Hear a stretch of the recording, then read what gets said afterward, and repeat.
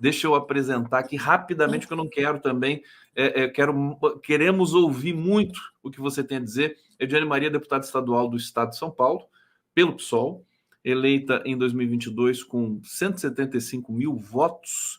Foi trabalhadora doméstica, fundadora do Movimento Negro Raiz da Liberdade, militante do Movimento dos Trabalhadores Sem Teto, o MTST, onde exerce a função de coordenador estadual. Continua coordenando o MTST, querida Ediane? Continuo. Continua?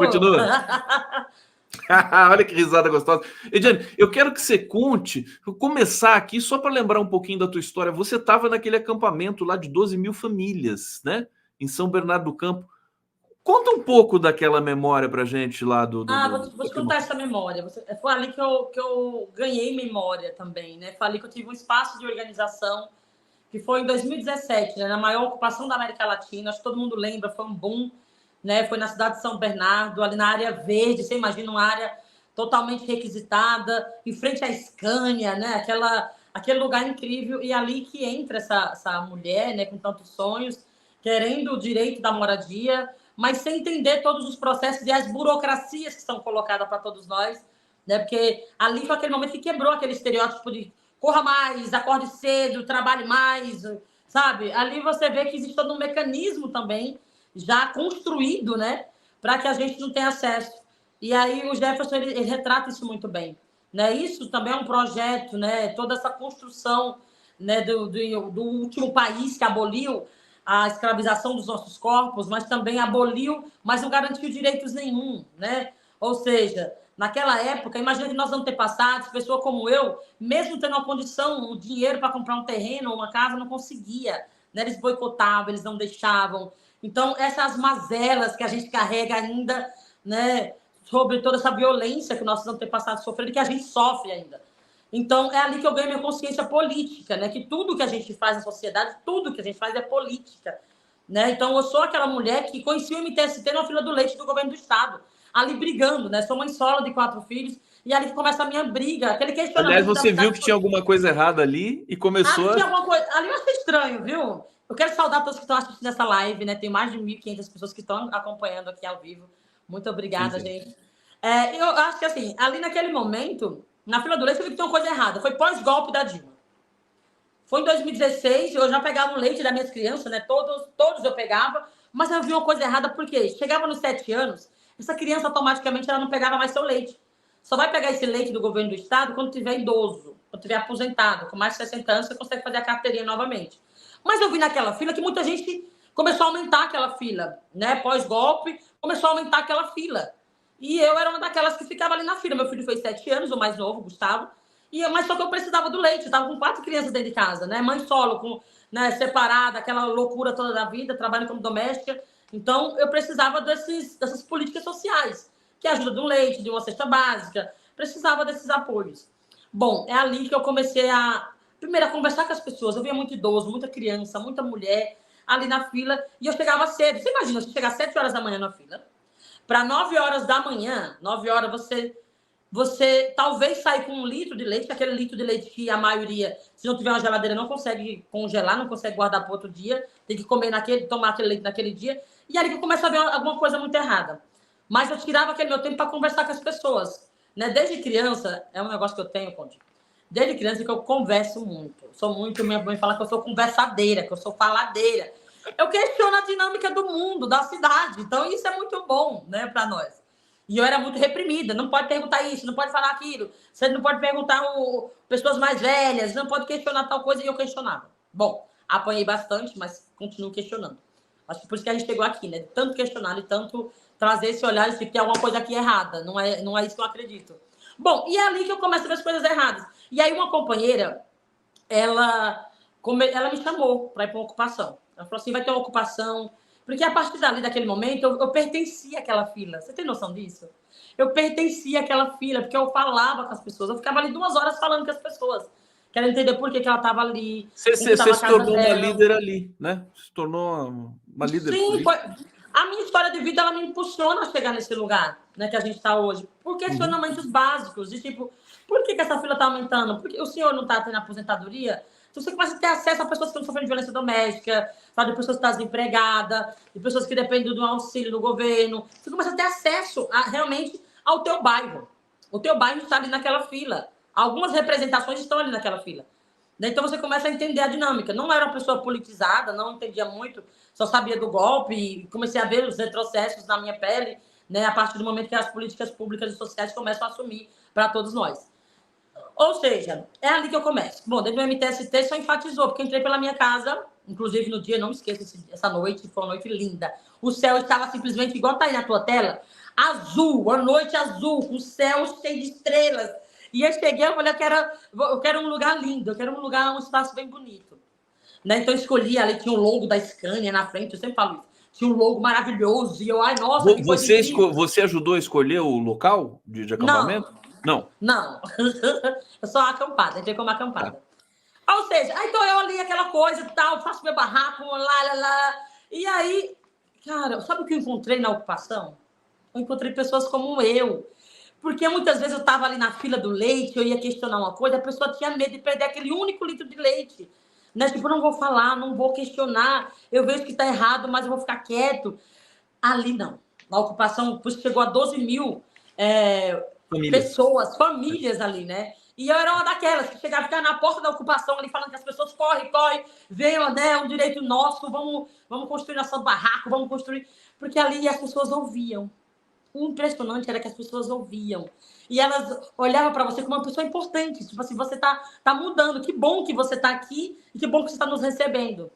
Né? Eu acho que essa sensação de pertencimento foi fundamental. A história linda. Esse acampamento, Povo Sem Medo, né?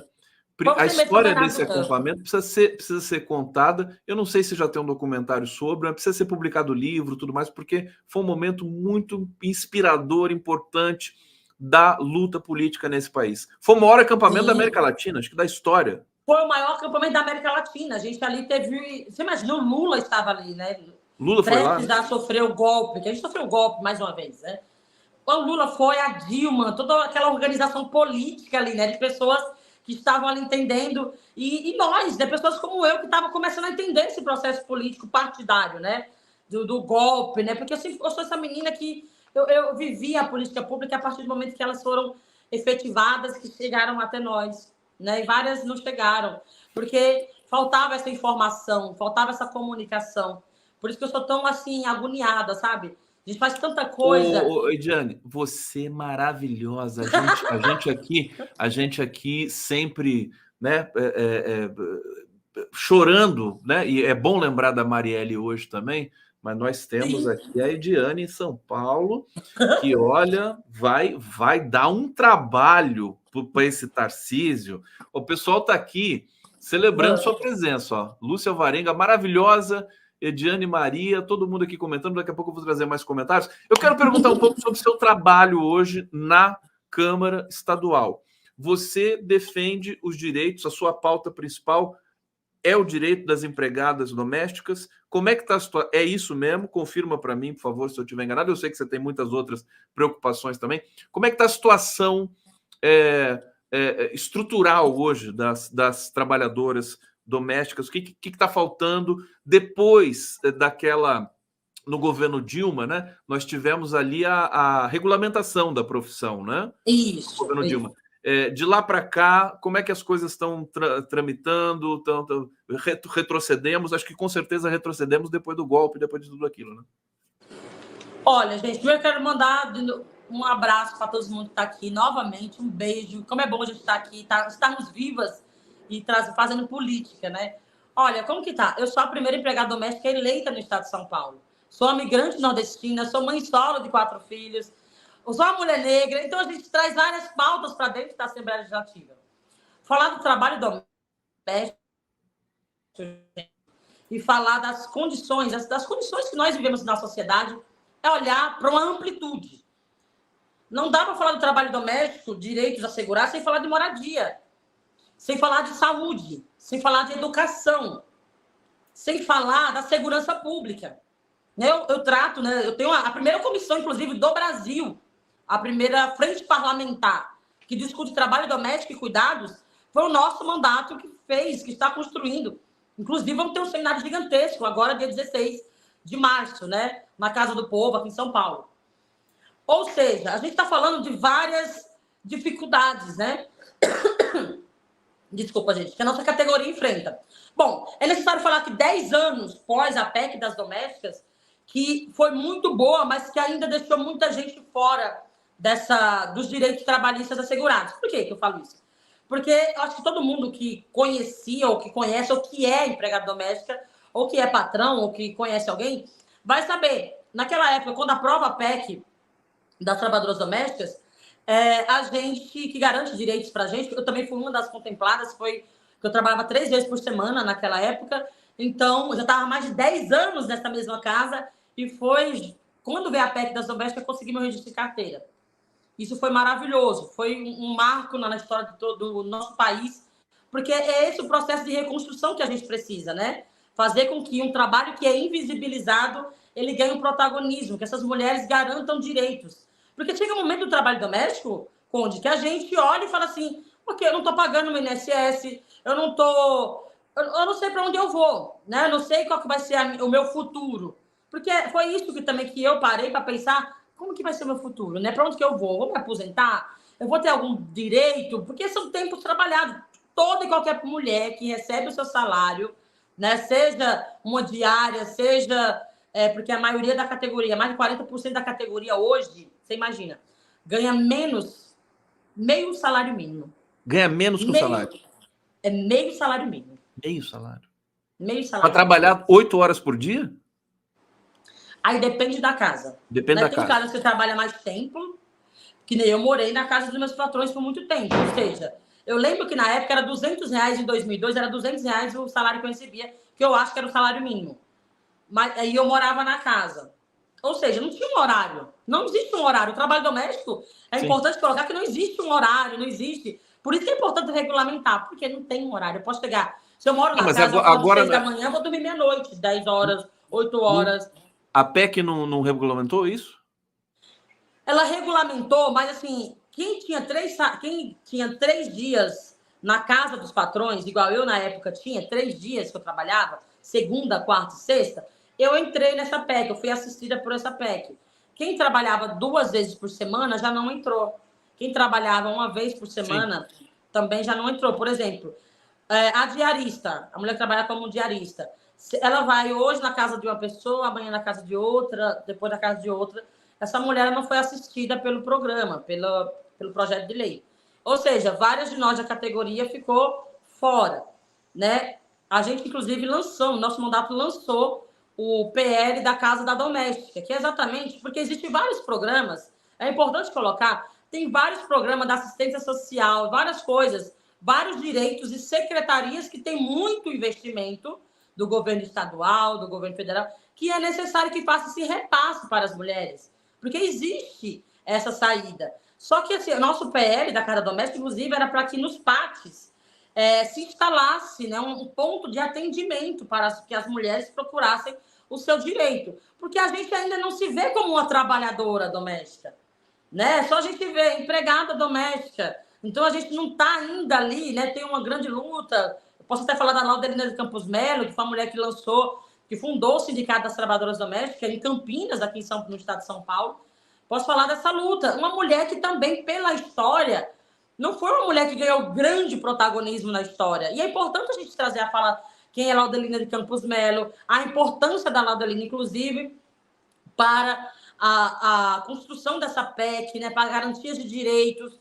Ou seja, a gente está falando de uma categoria ainda que hoje somos aquelas que sofremos violência doméstica, sofremos violência patrimonial, somos aquelas mulheres que ainda ganhamos menos que o salário mínimo, somos aquelas que somos as mães solo, várias de nós têm que criar nossos filhos, e várias de nós, assim como eu, ainda tem que esperar um alimento vencer no armário do patrão para a gente levar para nossa casa. Eu vivi muito isso, muito, mas muito, muito. Até chegar o momento que a minha filha começou a falar, mas por que está tudo vencido? Quando a minha filha foi fazer ETEC, né, meio ambiente, então ela falou assim, chegou em casa querendo ver, vamos ver as validades, vamos arrumar aqui esse armário de comida. E aí foi quando ela viu, e colocando tudo na sacola, eu falei, não, você vai colocar tudo de volta. Porque se você tirar isso, a gente não vai ter o que comer. Então, a gente está falando dessas violências, né? Desse silenciamento. Você imagina uma categoria que ainda tem que negociar com o patrão. E a gente está falando de quem vai comer e de quem vai não conseguir comer, se falar, não. Eu também fui uma daquelas que minha patroa tentou o tempo inteiro falar, não, Ediane, não quero, é melhor te dar esse dinheiro, né? Não precisa ser registrada, não sei o que, só que eu estava lá mais de 10 anos sem ter nenhum desses olhares. Então, eu falo que a PEC das domésticas, ela não só nos garantiu o direito de carteira, mas ela nos deu fala, nos deu argumento para poder falar desse lugar. Mas não é só isso, a gente está falando de vários assuntos no mandato, o mandato debate várias coisas. Perfeitamente. Bom, antes de seguir aqui, deixa eu trazer o carinho do público com você aqui, que está muito bonito. Deixa eu até colocar em destaque, para a gente poder ler com muita atenção. Cris Beat, adorei a risada dela, amei. A Morgana, mulher guerreira Ediane, está dizendo maravilhosa mesmo. Eloneida, deputada Ediane, radialista na fala e na aparência. Ela é uma potência, sensacional. Cris, estou emocionada, que mulher me representa, parabéns. Flávia Campos, o Brasil é maravilhoso, parabéns, deputada, você orgulho. Maria Marta Antunes, que mulher corajosa, parabéns. Deise Vasconcelos, como é bom estarmos aqui, estamos vivas de estudo mesmo. Ediane, maravilhosa. Evelina Antunes, salve Ediane. Dai, Ediane Maria MST, um coração aqui. Tá emocionada, Ediane? Sempre, né? Sempre. Margarida Maria Andrade Maria, Ediane é linda. Que bom que você está aqui, eu estou muito feliz também. Dá um abraço para a Mônica aqui, que viabilizou esse encontro. Você estava na Argentina, né? Você tá fazendo... Olha, não conseguimos ir. Eu quero mandar um beijo para todo mundo, gente. Que delícia a gente estar aqui hoje, para gente fazer política. Gente, é sobre isso. A gente tem que, cada vez mais, eu sempre falo isso, porque a direita, a extrema-direita, né? Porque eu falo que no parlamento, lidar com a direita, a gente consegue lidar com a direita. Existe um diálogo com a direita. Agora, com a extrema-direita, gente, é difícil o debate, é difícil, sabe, você conseguir tirar alguma coisa dali, né? E aí eu falo sempre isso, gente, a gente sorri muitas vezes, no momento que a gente deveria chorar muitas vezes, porque a gente fala que o parlamento é um lugar que ainda... Aqui na Assembleia Legislativa de São Paulo, por exemplo, somos 94 deputados. Somos 5 mulheres negras. 5. Ocupando aquela casa. Ou seja, a gente vê um Estado, a gente vê toda essa construção que não é para nós, mulheres, né? Eles não pensam política para nós. Né? Então, por isso que a gente vê um grande número hoje de violência doméstica que aumentou, assim, gigantescamente no nosso Estado e no nosso país. A gente viu, inclusive, é importante colocar o que, lá no início do mandato do nosso presidente Lula, que ele falou que as delegacias da mulher têm que funcionar 24 horas. Só que nós ainda não temos isso, gente. Aqui no estado de São Paulo, nós temos 140 delegacias da mulher no estado que tem 645 municípios, onde apenas 11 delegacias da mulher funcionam 24 horas. E a gente está falando na Redonda Delegacia da Mulher que está centralizada. Várias mulheres não conseguem encontrar uma delegacia. Várias de nós passam por uma vida inteira sem saber que está sofrendo violência doméstica. Ou seja, por isso, vou até ler aqui para vocês, gente, por isso que na última quarta-feira, dia 6, fiz uma representação ao Ministério Público de São Paulo para que o órgão investigue, né, e cobre do governador Tarcísio o cumprimento da Lei 14.541 de 2023, que diz que todas as delegacias da mulher têm que funcionar 24 horas. Mas, para além disso, eu posso falar de mais coisas. Não existe uma grande politização, uma grande publicização sobre o que é violência doméstica. Nós sabemos, a grande maioria, que a violência doméstica quando é a violência física, mas não a violência patrimonial, psicológica. Várias de nós chega, né? Eu tenho que ouvir de muita gente, que bom, né? Eu escuto muito isso. É impressionante. Ediane, vou falar para vocês agora. Deixa eu só te perguntar uma coisa. Quando você fala em violência doméstica, você está se referindo à violência que a trabalhadora doméstica sofre ou violência doméstica de maneira geral? Eu estou falando da violência geral. Estou falando da violência doméstica geral. Porque as trabalhadoras também sofrem, muito. Ave Maria, todas nós sofremos demais, gente. É muita violência. Nascer mulher no Brasil é lidar com a violência doméstica, lidar com todas as violências, né, que eles organizam para nós. Né? Ou seja, chegar ali na Assembleia é trazer esse olhar. de tipo, não está bom. Não adianta colocar para a mídia que está tudo bom. A gente está falando de 11 delegacias da mulher que está aberta, só que aqui temos ainda um número insuficiente de 140 delegacias para o estado de 645 municípios. Ou seja, não existe esse olhar. E lembrando, hein, que 8 delegacias da mulher são na cidade de São Paulo, né, que está funcionando 24 horas. As que funcionam 24 horas na cidade de São Paulo, existem 8 dessas 11 que funcionam. Aí a gente vai levar para o interior, né, que é Santos, Baixada Santista, que aí funciona, tem uma que funciona 24 horas, mas a gente está falando ainda de um número muito pequeno. É necessário que se haja uma grande divulgação sobre a Lei Maria da Penha. É necessário que a gente debata na sociedade amplamente o que é violência doméstica, gente. São várias coisas, são vários silenciamentos propositais que a gente não tem acesso. Você está lutando agora ocupando esses lugares. Justamente para aumentar a oferta das delegacias e aumentar o horário de atendimento das delegacias. O Lula tinha falado isso também, né? Você destacou aqui. Ele falou justamente isso. Agora, me diz uma coisa, Ediane Maria, você se candidatou a deputada estadual assim, de primeira? Você foi a primeira? Você não quis ser vereadora antes? Como é que... Não. Foi direto para deputada estadual. Olha gente, foi uma grande surpresa. Por quê? Eu sempre fui uma grande... que eu falo, né? Que minha formadora, minha organizadora, que é a Andréa Barbosa, ela sempre falou que é a coordenadora da ocupação Povo Sem Medo, eu entrei. Teve uma reunião da coordenação que ela falou o seguinte: a gente não forma um militante, uma liderança, ele já nasce. Ele só precisa estar num lugar adequado para que ele saia, né? que ele solte essa liderança dele. Então, a importância, né, de ter pessoas que têm esse olhar, esse olhar de tipo assim, cara, eu sempre falei com todo mundo, era o leãozinho da ocupação, você imagina? Aliás, leãozinho é uma boa metáfora para você. Olha a ajuda dessa leoa. Eu virei pomponzinho, sabe? Eu virei alguém. Você sabe que você virar alguém, né, no lugar? Na campanha eu falava muito disso. Eu falava, sabe o que o Estado de São Paulo faz? Porque eu sou uma migrante que veio de uma cidade pequena, floresta, sertão do Pernambuco, mas lá todo mundo me conhecia. Moradora da periferia, mas todo mundo me conhecia. Eu era filha de José Merente, que chamava meu pai de canoeiro. A pessoa fala, seu pai era pescador? Eu falo, não, gente, ele era um pedreiro e trabalhava ali, e também tinha uma banca na feira. Mas eu conhecia todo mundo, eu era irmã de alguém, eu era a prima de alguém, eu era alguém. São Paulo, ele fez uma coisa contrária, que foi me dividir. Aqui eu não era mais ninguém. São Paulo fez isso. De você, tanta gente, a pressa, a correria, todo mundo correndo, condução de 2 horas de trânsito. Então, a gente acaba correndo, a gente não faz amizade. Eu venho nesse lugar de fazer amizade, de conversar com as pessoas, de entender, de questionar a cidade. E eu falo desse apartheid que existe na sociedade, não houve na história do nosso país oficializado, mas que continua. É só olhar. Eu olho para os meus conterrâneos aqui do estado de São Paulo e toda e qualquer reunião que eu vou, quem aqui é do Nordeste?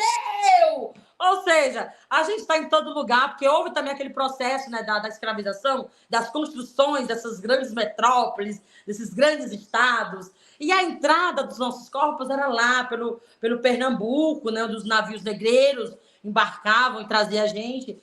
Ou seja, a gente constrói o país. Ou seja, foi um absurdo ouvir o Bolsonaro falar que nós tínhamos que comer capim, que nós tínhamos que sumir, que não havia investimento. E aí, ó como eles fazem uma política suja.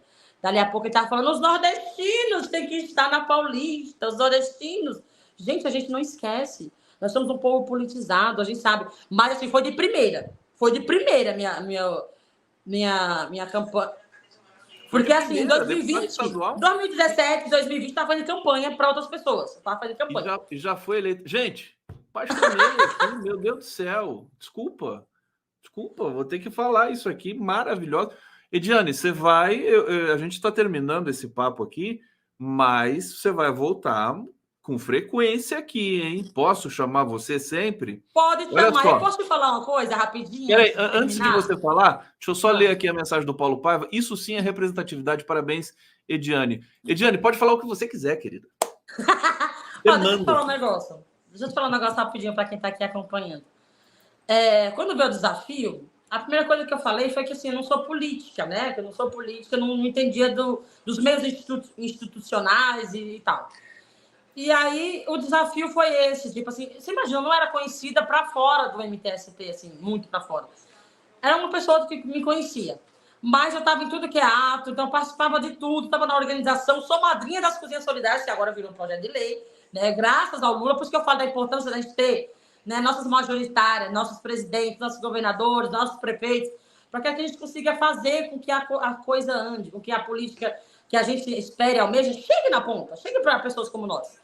Bom, eu aceitei o desafio e aí o impressionante foi ver as pessoas que, assim, eu sempre falei assim, gente, eu acho que se a gente convencer uma pessoa, duas pessoas, né, mesmo que a gente saiba a dificuldade da pessoa, às vezes não vai voltar no dia, a pessoa acaba esquecendo, né, porque a política institucional muitas vezes é distanciada de nós, então muitas pessoas não entendem essa importância, mas assim, só de ver as pessoas assim, Ediane, eu votei em você, que orgulho, que carinho, não foi aquele voto que a pessoa vai ali, ela não tem quem votar, vou votar nela.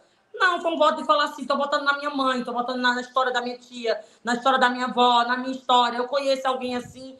Eu vi várias trabalhadoras domésticas que chegou assim, que o empregador, o patrão, chegou assim e falou assim, Ediane? Eu falei, oi. Ediane, é você mesmo? Eu falei, é. Ele falou, sabe como que eu te conheci? Eu falei, como? A menina que trabalha na minha casa falou de você. Falou, conhece o empregado doméstico? Conhece essa mulher, sabe? Vota. Foi uma votação de baixo para cima, de cima para baixo, de todo mundo que se envolveu na campanha. Né? E hoje em dia, continuem nos mercados falando, né, orientando o povo, porque hoje eu tenho uma visão mais ampla, de tipo assim, por que nos jardins tá caro, né? Que a gente encontra muita gente no plenário, gente, que é uma desinformação total. E eu fico boba, né? Porque muitos de nós acompanham pela rede social, mas eu acompanho ao vivo. Você imagina aquelas fake news ao vivo, na tua cara, e aí eu vou falar, você tá com algum problema. Bom, vamos lá, o que eles colocaram? Tipo, tá caro o preço do alimento em tal lugar. Que começaram essa loucura, né? Olha, o Lula prometeu picanha e está dando abóbora. Que bom que nem abóbora nós estamos comendo no governo Bolsonaro. Aí eles olham e falam o seguinte, aí fala assim, qual lugar que você está indo? Né? Ah, estou indo em tal canto. Vamos no atacadão, vamos aqui, vamos ali, porque existe esse interesse, né, de desqualificar, de falar que o governo Lula não está chegando em tudo que é lugar. Nós estamos trabalhando bastante, gente, na Assembleia, né? E como é bom a gente estar ali. Por isso que eu falo, eu tenho muito orgulho. E quando eles me atacam, eu falo assim, eu não estou aqui sozinha. Vocês não estão me atacando, vocês estão atacando uma categoria, você está atacando as mulheres negras, você está atacando que vocês não querem chegar nesse lugar, porque para muitos é difícil ter uma pessoa como eu, que vem desse lugar para estar ali, né, no mesmo lugar, no mesmo ambiente. Né, conhece, que vivenciou, assim como o presidente Lula, que tem legitimidade para falar. Olha, a gente está diante aqui de uma das maiores lideranças do estado de São Paulo, do Brasil. Vai ser do Brasil. Vou acompanhar você de perto. Ela não me respondeu se vai voltar aqui, seu convidado. Vai voltar aqui? Por favor, me chame que eu quero voltar. Tem que vir mais agora, viu, Mônica? O pessoal ficou aqui apaixonado por você. Querida, infelizmente, nosso tempo acabou aqui. Quero dizer que o espaço aqui está absolutamente à sua disposição. Felicidade imensa, privilégio te ouvir, te ver, sentir essa tua força. E eu quero agradecer todo mundo que nos acompanhou hoje aqui no 11 News, desejar um fim de semana maravilhoso para todos vocês. Mais uma vez, o dia de luta, de denúncia, o Dia da Mulher. Passo para a Ediane fazer fechamento aqui, porque eu não vou fechar esse negócio aqui com você. Quem fecha é você, minha querida Ediane. 1 minuto para você dar o recado mais uma vez para a gente aqui. Olha, hoje, nesse dia de luta, de organização de nós, né? Nossa organização. É importante que a gente traga um olhar, e eu faço sempre esse pedido. Quando você encontrar uma mulher, sabe, que sofreu violência, traga essa mulher para perto de você e converse com ela. Essa mulher precisa conversar. Se você conhece uma babá, uma mulher que é babá, que é diarista, que é empregada doméstica, qualquer mulher, converse. Porque nós estamos, às vezes, assim, se sentimos muito sozinhos em vários lugares.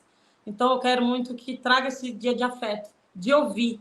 Vamos se ouvir, vamos se pertencer, sabe? Acho que a gente somos sobreviventes do tempo, somos guardiães da memória, da história, e não haverá sociedade sem que nossos corpos ocupem cada vez mais a política institucional, mas também que várias lideranças ressurjam, né? Eu acho que a gente fez muito isso, inclusive, em 2020, né? Onde a gente viu toda aquela campanha de solidariedade, onde o vizinho que não conhecia o outro há 10 anos e era vizinho dele, eu quero saber quem é meu vizinho, porque eu estou com medo, né, do Covid, e eu quero saber se ele está bem, porque eu também, se eu perguntar se ele está bem, ele automaticamente vai querer saber se eu estou bem. Então, eu acredito na sociedade, essa sociedade, que a gente possa pertencer a ela de fato. Então, feliz Dia da Mulher para todas nós, mas é um dia de luta, de organização e de muita risada, né? Porque a gente tem que rir na cara deles se querem que a gente morra o tempo inteiro. Ediane aqui, e a sua, olha só, com a veia poética e afetiva também, ó. Beijo para você. Beijo, gente!